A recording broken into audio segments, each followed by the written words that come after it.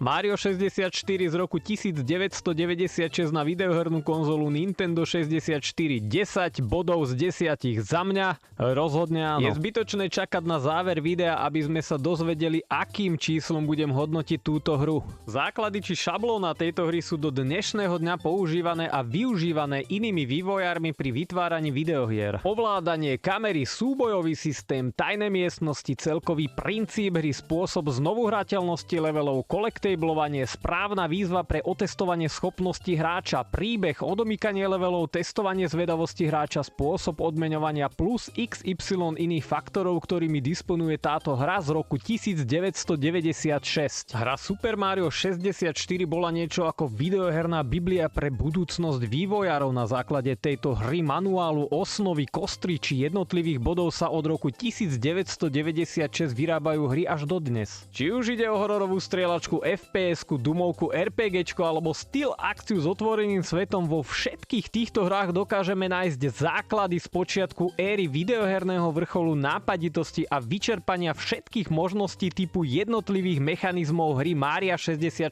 Tieto zložité súvetia dokáže správne pochopiť len človek, lepšie povedané skutočný hráč, ktorý vie, čo sa snažím týmito vetami vo videu vyjadriť. Ikonické číslo 64 je pre nás akýmsi začiatočným číslom v gamingovej histórii, kedy od čísla 64 všetko začalo. Čiže začiatok kroniky vo videohernej knižnici je podložený sloganom "Na počiatku bolo číslo 64 a 64 bola u Super Mária a Super Mario bol 64. Týmto jeruzalemským Rímom pozdravujem všetkých knihomolov, ktorí ako jediní dokážu rozkodovať túto šifru. Princíp hry je jednoduchý, jedným slovom zbieranie. Moderný slovník mi ale napovedá, že správne slovo bude kolektablovačka.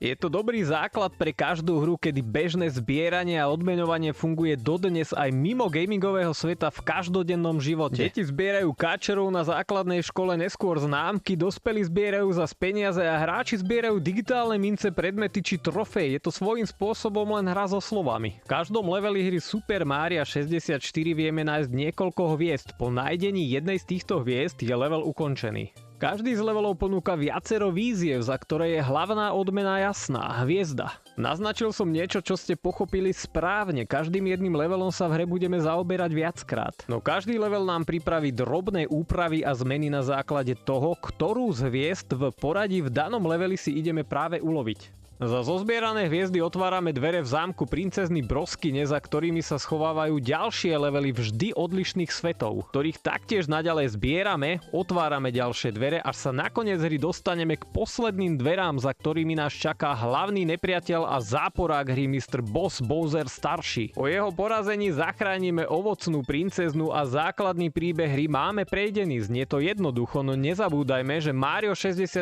ponúka správne nastavenú obťažnosť a výzvu v hre. Áno, prvá polovica hry základného príbehu je jednoduchá a zároveň nám slúži ako aj taký manuál a veľký tutoriál k hre. No druhá polovica hry je už naozajstná výzva, kedy hra nám tvrdí, že už máme dostatok skúseností na to, aby sme si poradili aj s takýmto orieškom. Dovolím si tvrdiť, že veľa ľudí, ktorí sa dostali za prvú polovicu tohto príbehu hru, ani nemuseli alebo nezvládli dohrať. Hra disponuje životmi a na ich kompletné vyčerpanie nám netreba veľa času, skôr naopak pár opakovaných zlých skokov a je to vybavené. Ani sa nenazdáme a máme po všetkých životoch a sme v sprievode príjemného loga Game Over, ktoré nás niekedy núti premýšľať nad tým, ktorým smerom hodíme joypad. Jasné, že životy sa dajú v hre znovu nazbierať a dokonca aj prefíkaným spôsobom, napríklad v predošlých ľahších leveloch alebo bonusových leveloch, ktoré sú na zbieranie životov ako stvorené. No hra tak či tak vyžaduje trpezlivosť, čistú hlavu, nutnosť brať hru ako zábavu a rozumnú výzvu a v neposlednom rade treba mať dobrý videoherný skill v hrách, bez toho to naozaj nejde. Aj keď skoky Mária sú presné a vieme si veľakrát vypočítať a odhadnúť správnu vzdialenosť, nie vždy všetko dopadne podľa našich výpočtov a predstav. Mario mi niekedy prišiel ako nejaké autíčko, ako by som hral Motorstorm na PS Vite. Pri rozbehu Mario hrabe a ak nemá dobrú rýchlosť, jeho skok nie je dostatočne dlhý. Mario pozná aj fyziku, dole kopcom ho nevieme zastaviť, hore kopcom to sem tam zasa nedáva a vtedy môžeme aj vnímať Máriové spomalenie a niekedy aj šmik smerom nadol. Survival. Môže to znieť, ako by som hru hejtil, ale nie je to tak, len opisujem slovami, ako to v hre celé funguje. Ako som už hovoril, dostať hlavnú postavu Mária pod kontrolu vyžaduje tréning, cvik a dobré herné schopnosti. Nie je to taká tá presná skákačka, na akú sme zvyknutí z moderných hier. Je dosť pravdepodobné, že primárne mladší hráči by po otestovaní tejto hry po pár minútach použili vetu "toto sa nedá hrať, daj to preč". Super Mario 64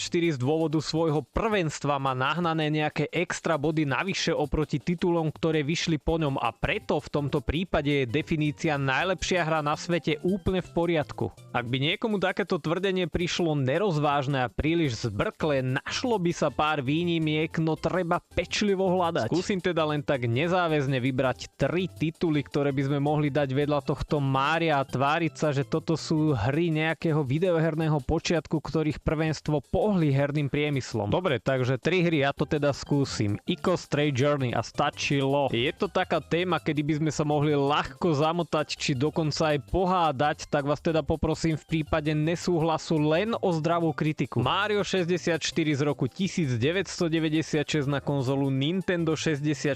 Kto za týmto všetkým stojí? Kto toto celé vymyslel? Nápady, dosiahnuté prvenstvo, všetky tie vydarené experimenty, pokusy. Na záver by malo padnúť jedno meno, no tentokrát dávam svoj gamerský titul bokom a pozerám sa na to ľudsky. Je to dielo skvelého tímu na čele s niekým, kto to celé veľmi dobre viedol. Ako to teda pomenujeme? Tým Nintendo, alebo radšej tým ľudí z Japonska, ktorí si splnili svoj videoherný sen a poslali správu do celého sveta nielen hráčom, ale aj ostatným kolegom a tvorcom s odkazom: nech vám táto hra slúži ako inšpirácia, preto využite naše dielo správne a zoberte si z neho len to, čo uznáte za vhodné. A tak sa aj stalo. Japonci už na začiatku 90.